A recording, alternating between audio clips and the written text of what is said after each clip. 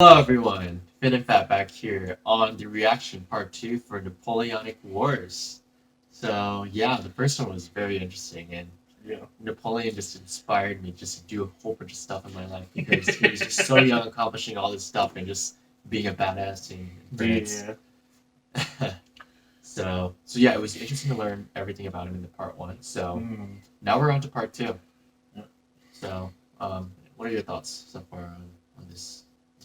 Wars? Super enjoying it. I mean, Napoleon's just a very he's like a very endlessly fascinating character. Like it never gets boring to learn about him, And it's kind of cool that he has like almost rags to riches type story, and then here we're gonna get to the tragic part. This is all downhill from this point. Well, so far he's just been like his like energy and his inspiration and just like accomplishing all these things and his tactics and everything. It's something so different and unique and just amazing how he just really became a powerhouse. For France. So yeah, I'm curious to see what's gonna happen in part 2. How his story goes. I don't know how it's gonna be, but excited to find out. Let's go. Let's do it.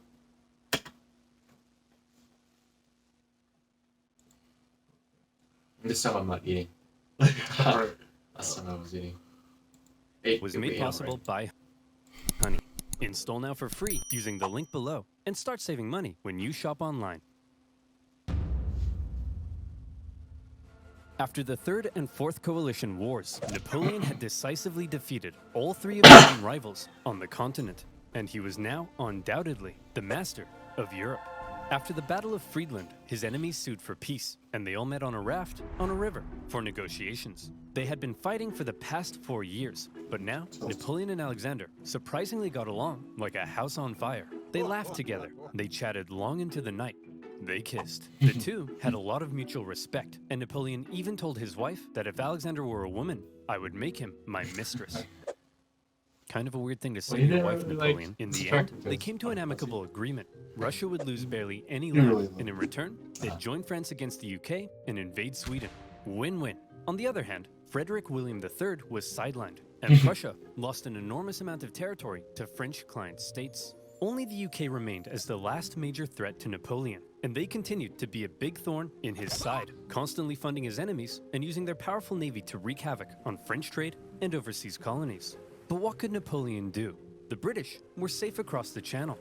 Well, he said, if I can't fight you with guns, I'll fight you with money. Earlier in 1806, Napoleon had announced the Continental System, a total shutoff of the UK from continental trade. No one in Europe was to trade with Britain, and Napoleon hoped that by hitting their economy, he could force them to negotiate.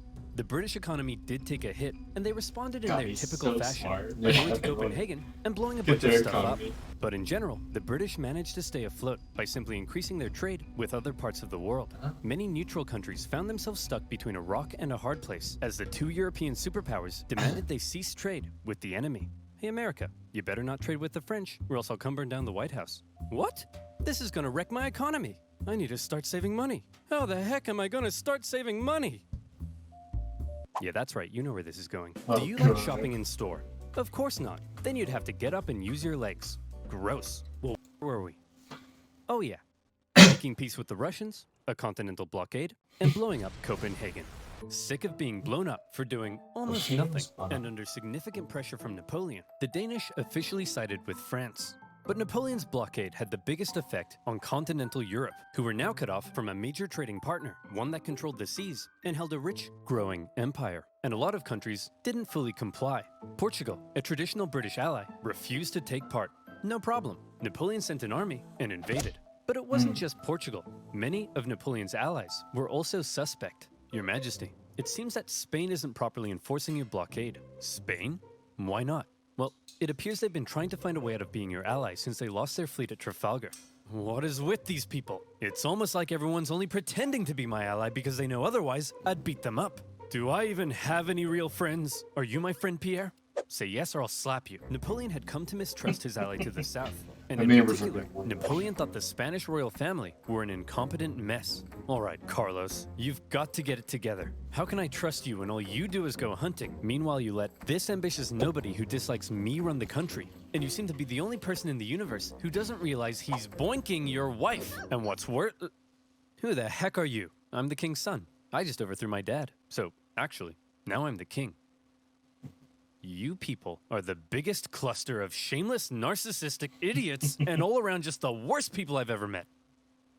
Here, have a Kid's Choice Award. French forces, many having conveniently already entered Spain to invade Portugal, occupied Spanish forts, and Napoleon invited the Spanish royals to France to help mediate their differences. All right, we're here with the royal family of Spain. So, Fernando, you've been accused of plotting against your father and vying for the Spanish throne. What do you have to say for yourself? Well, Napoleon, I just think great. Well, I've got the test results right here. Fernando, in the case of the Spanish throne, you are not the king. And Carlos, you are also not the king. I'm the king! Actually, Napoleon made his brother the king, but for all intents and purposes, Spain was now his puppet. He expected the Spanish people to be over the moon at the removal of their unpopular royal family. Imagine his surprise when it turned out that people don't really like to be subjugated by a foreign power, least of all one who had previously attacked the Catholic Church. And so the people of Spain revolted. Brutal fighting broke out as bands of armed Spaniards ambushed French troops across the kingdom, and vicious atrocities were committed on both sides. In addition to fighting the regular Spanish and Portuguese forces, the French had to contend with tens of thousands of guerrilla fighters throughout the Spanish countryside. The British even took the opportunity to land an army led by the future Duke of Wellington. And now, British forces were defeating French ones on land. Napoleon briefly went to Spain in person, and he did drive back the Allied armies, but before long, his attention was needed elsewhere. The whole thing became a nightmare for the emperor. He excelled at traditional warfare, but this was something more akin to Napoleon's Vietnam. The whole conflict would keep hundreds of thousands of French soldiers and resources bogged down for years. Napoleon was never able to break the will of the Spanish people, and this problem weakened his position in Europe. Hey, Francis. Want to go to war with Napoleon again? Oh, I don't know, Britain. He's already whomped me 3 times. I'll give you £1 billion. Well, okay. Seeing that Napoleon was now caught up in Spain, and with some British funding, Austria decided maybe, just maybe, this time, they'd have a chance. So did they? No. Napoleon defeated them in just 4 months. Oh my It was gosh. quick, but it wasn't I wasn't exactly thinking easy. that. The Austrians had been watching Napoleon and learning, and they had made some reforms, while Napoleon, after years of war, was increasingly having to rely on inexperienced conscripts. So this time, the Austrians gave him a run for his money. The Fifth Coalition saw some of the bloodiest battles to date, including Napoleon's first major defeat, and when he did finally defeat the Austrians at the Battle of Wagram, it was a very costly victory. Still, Napoleon had yet again kicked Francis's butt, and as part of the peace terms, Austria lost a bunch more land. Not long after, however, Napoleon and Francis came to another agreement. It was decided that Napoleon would marry Francis's young daughter. But wait, doesn't Napoleon already have a wife? Well, yes, he did. Josephine and Napoleon had become quite fond of one another, but now that Napoleon was playing the monarch game, he needed a male heir, and his aging wife wasn't giving him one. So it was out with the old and in with the new. At least he didn't behead anyone. For Austria, they felt that if Napoleon was going to keep on winning, they may as well be on his side. So through the marriage, Napoleon got an alliance with Austria and a beautiful baby potato. Between the failing blockade against Britain, the ongoing war in Spain, and now his recent struggles in Austria, cracks in Napoleon's invincibility were beginning to show. But still, look at this map. So blue, so beautiful. Even Sweden, after being pulverized by Russia, overthrew their king, and after an interesting chain of events, ended up putting one of Napoleon's own marshals in charge.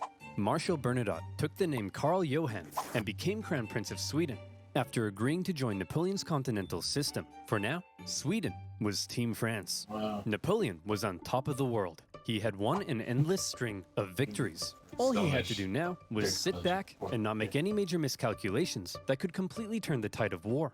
So let's see what comes next. Never do that. France's alliance with Russia was a terrifying prospect. Together, the two could have been unstoppable, but unfortunately, the alliance didn't last. The Russians felt they weren't getting a fair deal. Napoleon's Duchy of Warsaw right on their doorstep was a bit of an insult. And then their economy began to tank because of Napoleon's British blockade. And eventually, they began to open up trade. Your Majesty, it seems Alexander is no longer abiding by the continental system and has begun trading with the British. Alexander? But he kissed me. He kissed you? You wouldn't get it, Pierre. No one would ever kiss you. The security of Napoleon's empire depended on removing the British threat, and he wasn't happy with Russia's backdoor shenanigans. And so in 1812, Napoleon decided to go to war. He gathered together the most massive army Europe had ever seen, made up of troops from every corner of his empire, and he prepared to invade. Okay, it looks like Napoleon's coming for us. Generals, I need ideas. We could stand and fight. No, that's stupid. You're stupid. We could run away. You're a star. You'll remember Napoleon's tactics relied on astonishing speed to outmaneuver his enemy and force a quick, decisive battle. Well, I've got two words for you. Scorched earth. If his opponent retreated while scorching the earth, his men couldn't live off the land. And if his men couldn't live off the land, he needed his supply trains. And if he needed his supply trains, he couldn't move quickly. And if he couldn't move quickly, he couldn't outmaneuver his enemy. And if he couldn't outmaneuver his enemy, I think you get the point. Napoleon launched his invasion and hoped for a quick battle. But all he could do... That's, the Russians did the same thing in World War II. When the Nazis invaded. Wait, say again? The Russians did the same thing in World War II when the Nazis invaded. They just destroyed like everything the Germans could find useful. Wow! And just kept moving east because Russia is so vast. Yeah, they could just move. They could just keep going as far as they could kind of like run. They could run. And they know the terrain. And they right. So they did, after like all these wars, like studying Napoleon, they kind of just recreated their terrain and did things to have the upper hand. Mm-hmm. And I still don't know what's gonna happen. So yeah. Don't tell me. No. I'm just saying. Look at 641,000 now. Yeah, it's going down. Oh my gosh. Do was try to catch the retreating Russians while moving deeper and deeper into hostile territory. As he went, the horribly hot summer devastated his army. His men died of heat, exhaustion, and disease. Supplies began to run out, and his men began to starve. Many deserted, and still the Russians continued to retreat. Numerous times, Napoleon considered turning back, but that little voice in his head kept on telling him, keep going, just a little further. That's what made him. And don't worry, you're definitely average height for the time. He nearly caught the Russians at Smolensk, but it was his birthday, so he had a party instead. When he finally reached Moscow, he predicted the Russians wouldn't be willing to give up such a historic and holy city without a fight. And he was right. The Russians finally turned to face him for the single deadliest day of the Napoleonic Wars, the Battle of Borodino. The Russians fought valiantly, and as he got older, Napoleon's battle tactics seemed to become a little less refined and a little more run straight at the enemy, try not to die.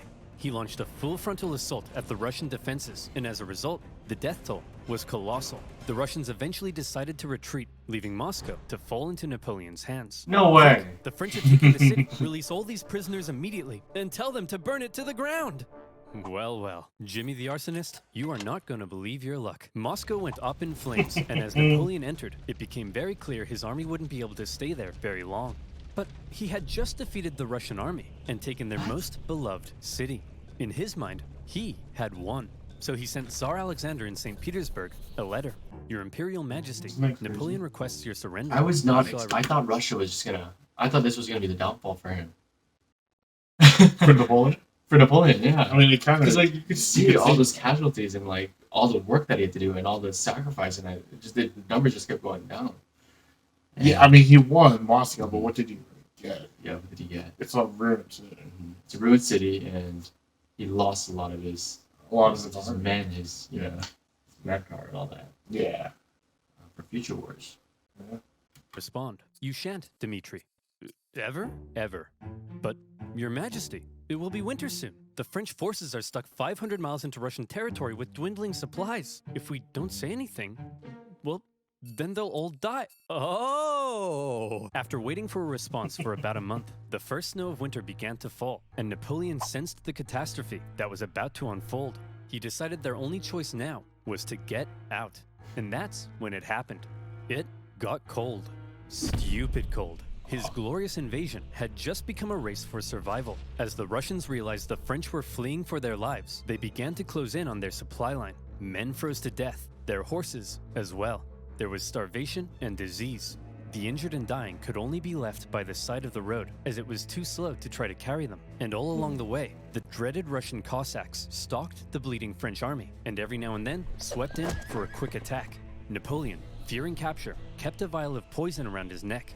At one point, the Russian armies nearly trapped him against the Berezina River, but a little Napoleon cleverness gave him the old Geoffrey juke, tricking them into thinking he was going south and then escaping across rapidly built pontoon bridges to the north. When the Russians realized where he was and began to close in, the French burned the bridges before everyone could cross. Hundreds drowned, and thousands were captured.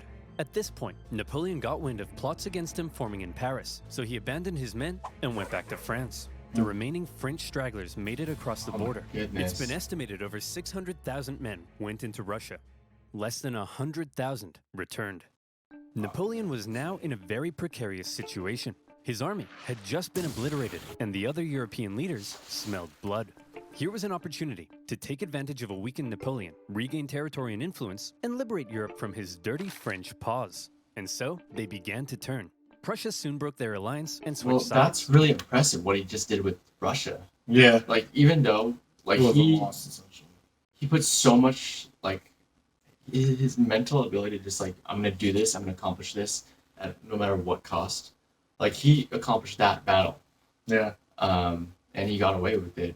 But then he did sacrifice a lot. And for longevity, I don't know how he's going to, turn out for future wars, though. But for that single goal he wanted, he got it.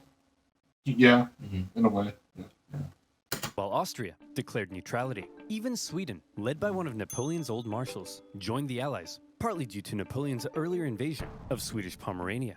The War of the Sixth Coalition had begun. The coalition forces had been reforming their armies, and they were now much better. And the UK had also significantly amped up its financial aid to its continental allies. Their armies quickly advanced through Poland and into Germany. In Paris, Napoleon was understandably freaking out. He needed to put together a new army fast, and he called up over 100,000 new conscripts, mostly teenagers. He also put his factories into overdrive, and he was like, you, make more rifles. You, build new cannons. You, make more horses. I don't make horses. Then who makes horses? Horses make horses. Explain how. Well, when a daddy horse and a pony horse love each other very much. Yes, go on. Well, then the daddy horse... I'm sorry, Napoleon. You're 43. I thought you'd know this stuff. Don't touch me. I'm gonna be sick. As it turned out, Napoleon's lack of horses would take the biggest toll on his army, since his tactics relied on speed, maneuverability, and destruction. When he took the fight to the Allies in 1813, he did defeat them and sent them running. But lacking cavalry, he was unable to effectively pursue and destroy. He needed horses. For the Allies, being defeated in battle by a man whose army was now full of inexperienced conscripts was concerning. So both sides were like, hold up, time out. The Allies were somewhat cornered, and had Napoleon kept going, it's possible he could have won. But instead he agreed to a brief truce with the Austrians mediating between the two sides. When Austria demanded Napoleon make major concessions, Napoleon told them to shove it. Having had their terms rejected, Austria felt now they were justified in saying, well, we tried, and they joined the coalition. Okay, everyone, look at us. The boys are back together. But Napoleon is still dangerous, so we need a plan. Any ideas? Ooh, I know. No, forget it. That's stupid. No. I've got it!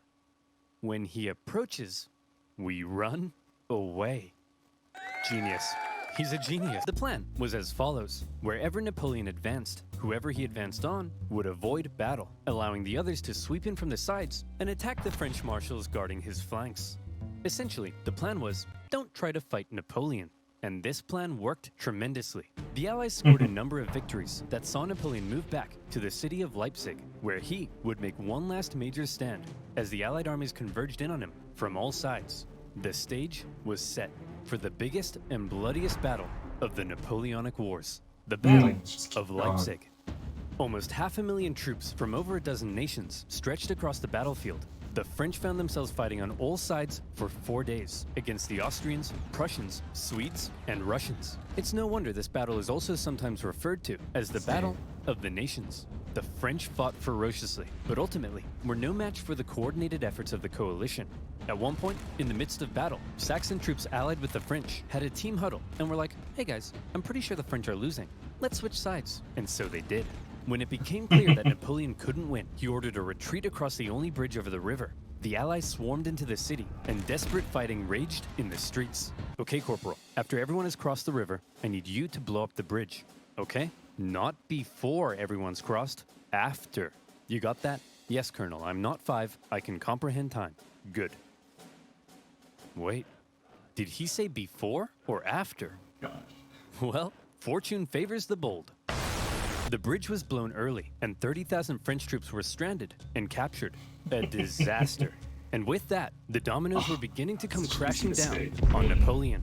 In the south, an army under the British Duke of Wellington had been pushing the French out of Spain for the past few years, and were now crossing into France. Austrian armies had pushed into Italy, while Napoleon's old flamboyant cavalry commander, Murat, who Napoleon had made king of Naples, decided to switch sides. German states, many resentful after years under Napoleon's thumb, turned against him, and the Confederation of the Rhine collapsed. Bernadotte invaded Denmark, and they were forced to join the coalition, while the Netherlands were liberated. You'd think Napoleon might have seen the writing on the wall, but he was Napoleon, and so instead, he prepared to keep fighting.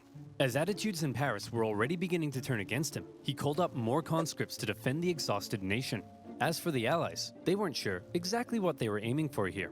A few peace offers were floated that may have let Napoleon keep his position, but the British kept throwing around even more money, and eventually, they all agreed that the ultimate aim was the deposition of Napoleon entirely. And so, Napoleon embarked on one of his most famous campaigns to defend the homeland. He was completely outnumbered, but the Allied armies had split up and spread out. His army was so small that he could move at lightning speed, and he used this to his advantage. In the famous 6 Days campaign against Prussian General Blücher, he attacked from all directions and defeated Blücher's forces 4 times, only suffering a tenth of the casualties he inflicted. Even with his back completely to the wall, Napoleon was still Napoleon. Then he turned south to take on Schwarzenberg's army of Bohemia and enjoyed even more victories. However, Napoleon's problem was that he couldn't be everywhere at once, and wherever he wasn't, the Allies continued to push towards Paris. He made one last-ditch attempt at moving in behind the enemy lines and cutting off their communications, but Paris was in disarray, and the people were sick of war.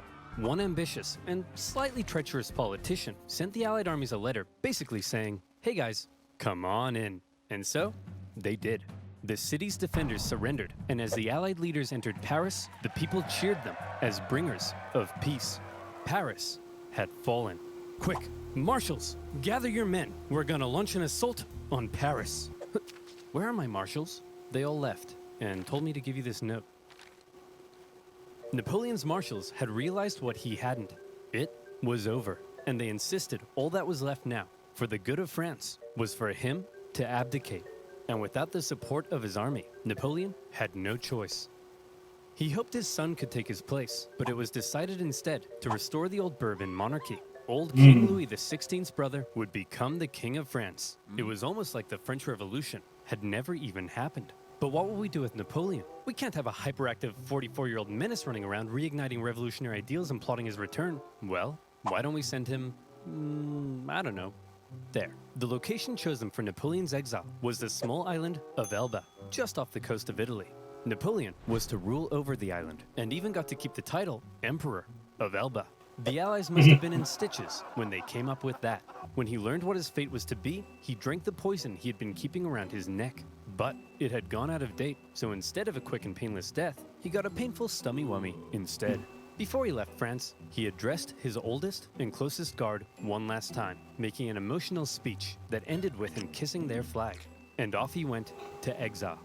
The deal that was given to him was actually quite generous. His family were given titles, he was to receive a state pension from France, and he was able to receive many distinguished visitors, all eager to come and meet the famed emperor. And he ruled over Elba well, improving infrastructure and introducing many legal and social reforms aimed at improving life on the island. Hey Napoleon, just coming in to check on how it's all going. Holy smokes! But it wasn't all good. For one thing, he learned of the death of his first wife Josephine and was deeply saddened. He was forbidden from seeing his son and current wife, and in Austria, Emperor Francis had ordered a local count to seduce her so she would forget about Napoleon. Then, the new King Louis XVIII refused to give Napoleon his agreed pension. He was under constant threat of assassination, and there were even rumors that the Allies were thinking of relocating him somewhere even more remote.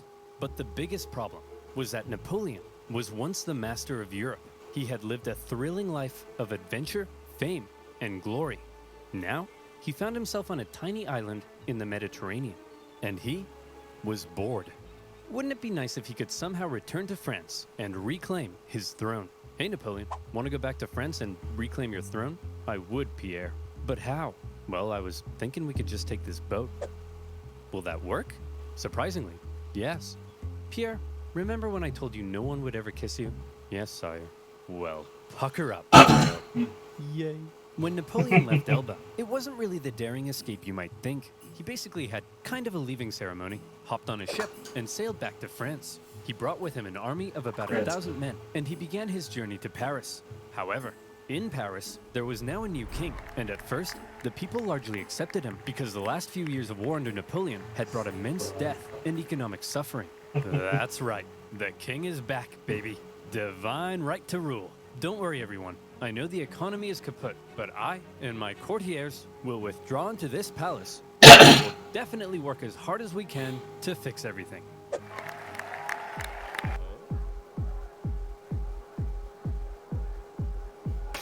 Oh yeah, that's why we got rid of the king. As the Bourbon monarchy began to look more and more like a return to the past, and the returning nobility seemed hellbent on regaining their lost privileges, the people weren't too happy.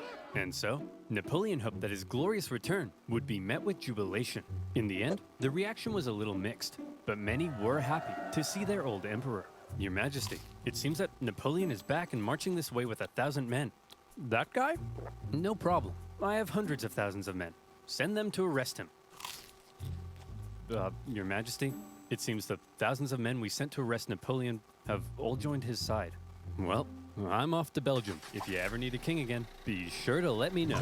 As Napoleon continued his journey, the king had sent battalions of men to stop him, but they largely comprised of Napoleon's old soldiers, many unhappy with King Louis's military reforms.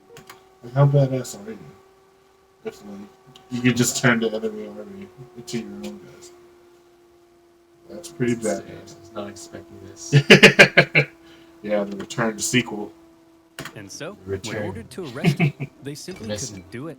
In one famous incident, the troops began to cry out, "Long live the Emperor." When Napoleon reached Paris, with King Louis having fled, he entered unopposed to reclaim his throne. Napoleon was back from the dead. Okay, everyone, now that we've finally gotten rid of that guy, let's try to make sure something like this can never happen again. What's that doing there? Hey, fellow monarchs.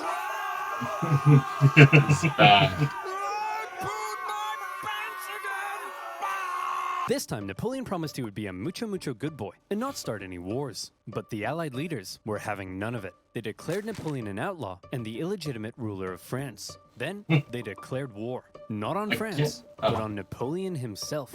And when you have multiple empires declaring war on you as an individual, that's how you know you're a very naughty boy. The Allied powers began making plans to combine their forces and once again invade France. The most immediate threat to Napoleon were the British and Prussians hanging out in nearby Belgium. If Napoleon could knock them out quickly, maybe he could force the Allies to negotiate, and maybe he could hold on to his power.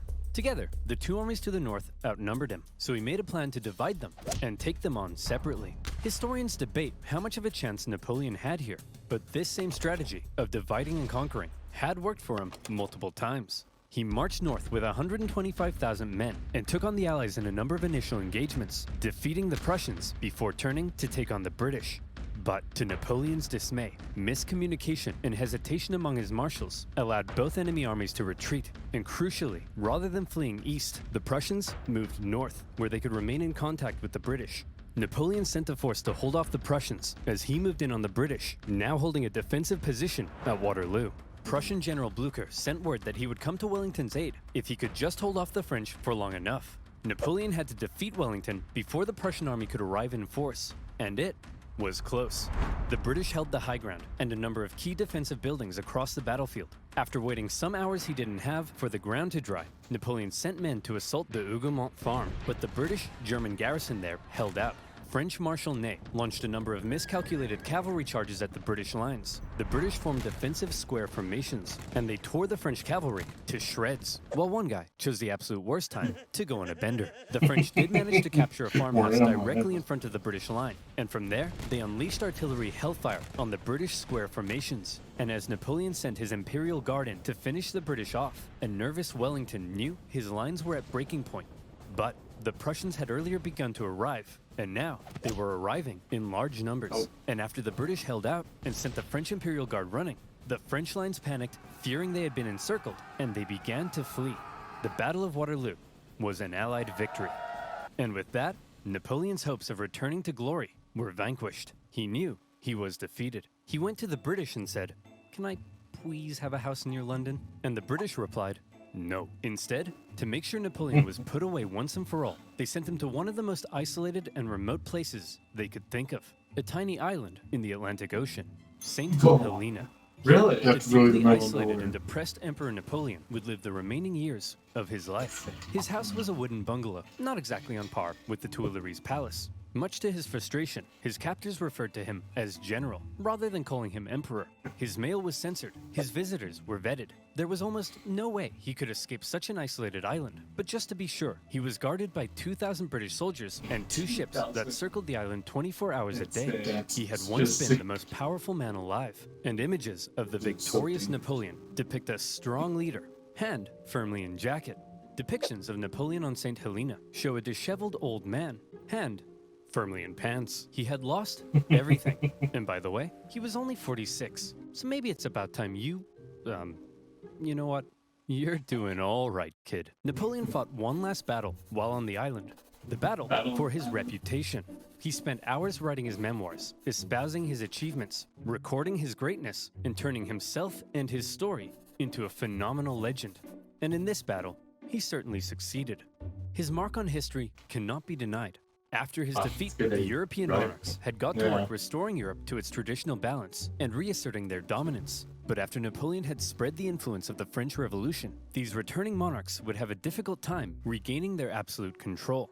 France returned to the rule of the Bourbons, but it would go on to stage another revolution, and then another one. Reaction to Napoleon's rule in places like Germany and Italy propelled forward the ideas and feelings of modern unity and nationalism, and his Napoleonic Code still remains the basis of law in various modern countries.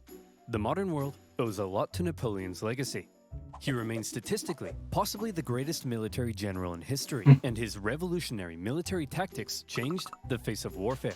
He was the last truly great leader to both lead his armies in battle while retaining total political control over a vast empire. There's still hope for Joe Biden, but the man remains somewhat of an enigma. We're still not sure exactly what to make of him in some regards. Was he the champion of the French Revolution, spreading equality wherever he went, or did he betray it by making himself an absolute monarch and restricting certain liberties?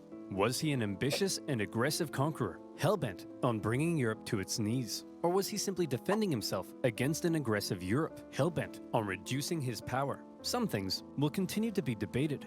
Napoleon died at the age of 51, officially of stomach cancer, but some believe he may have been poisoned. The British buried him in a tin coffin inside a mahogany coffin, inside a lead coffin, inside another mahogany coffin. I guess this time, they wanted to make sure he stayed where they put him. In 1840, his remains were moved to Paris, where they now rest under the dome of Les Invalides. The man from humble origins, with huge ambition, ruthless determination, immaculate skill on the battlefield, and a hefty dose of luck, who was determined to make his mark on history, did just that. There is no immortality, he said, but the memory that is left in the minds of men. And in that sense, Napoleon knew he would live on forever. Oh, and to reiterate, he was definitely what a hell of a quote. Yeah, that is such a beautiful quote.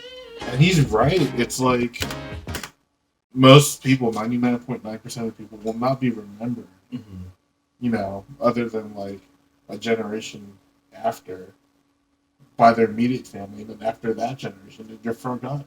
Like, we don't even know who our great-grandparents are. That's really true. Yeah. Like, unless you're like Napoleon, though, where you made your mark in the world, you will always be remembered. And in a way, you live on forever. Yeah. That is so crazy. That's powerful right there. That is very. And he even wrote like his whole story when he was in that island. He was just constantly achieving things. Yeah. And just relentlessly going and going and going. Right. And I think that's how he was wired from the start. Like he just couldn't stop. He just kept finding different ways to be very useful and like innovative and just using his mind in just different ways, whatever situation he's in. Yeah. I think the dude was just he was born to he was born to grab power. Maybe if he made a little bit smarter moves, like with Russia, not killing all his men there. Yeah.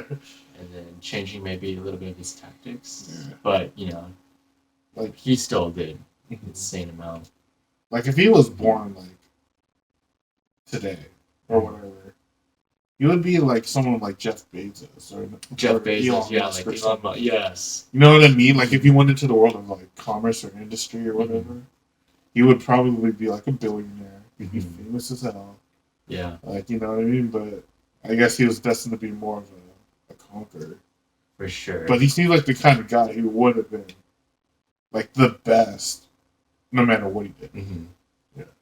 Yeah, I wonder if Jeff Bezos is going to go down like this. Like maybe. You don't know. We don't know how it's going to play out. Yeah. Yeah. Kind of like how this is kind of like Daenerys from Game of Thrones. Yeah. Yeah. Kinda. Power hungry. Like she started off kind of like, all right, it seems justified. Yeah. And then she got too power hungry. Same with Napoleon. This was inspiring. And that whole list, I didn't know, that was their order of the most powerful people. Yeah, Napoleon's usually up there as probably the greatest commander. Who else on that list? Julius Caesar. Yeah, Julius Caesar, and then we should definitely do Julius Caesar one next. Yeah, Oversimplified hasn't made one yet. But I would think he. Let's see it. Let's see if there is. It's probably it's okay if we can't find it. Yeah. It's probably after that actually, but it's all good. It was really. Yeah, it was really brief. It's really brief. But it is crazy, right? But yeah, this is great. Yeah, I don't know. Maybe I'll look into. Yeah. Oh, I definitely want to see another. Another general or oversimplified, like someone. Yeah. Award. Some good ones. Yeah. This is inspiring. Yeah, I like this a lot. Yeah. It's cool to see someone just so dedicated to achieving and winning. This is like Kobe Bryant in basketball. He kind of, he's Kobe Bryant. We're like so many similes. And he's Kobe Bryant. He's Ronaldo. He's like he's Michael Jordan. Yeah. This is funny. But yeah. Cool. Well, yeah, that's it for the Napoleonic Wars. Yeah. That was an experience that he took us through. Yeah. And I enjoyed it a lot. Yeah. So yeah, if there's anyone else that you think we should react to, let us know in the comments. Mm-hmm. If there's anything that we may have thought wrong that we said, let us know in the comments also. Yeah. We don't know too much about like French culture and all that stuff. Mm-hmm. But we're learning. And yeah, if you like this video, definitely hit us a like. If you like, we're also going to be posting a lot of videos, reactions to different things. Yeah. Travel, music, a lot of general stuff that we're just interested because we have a lot of time on our hands. So yeah, if you just let us know in the comments what we should react to. Yeah. And we will see you in the next video. Thank you so much for watching, guys. Bye. Peace out.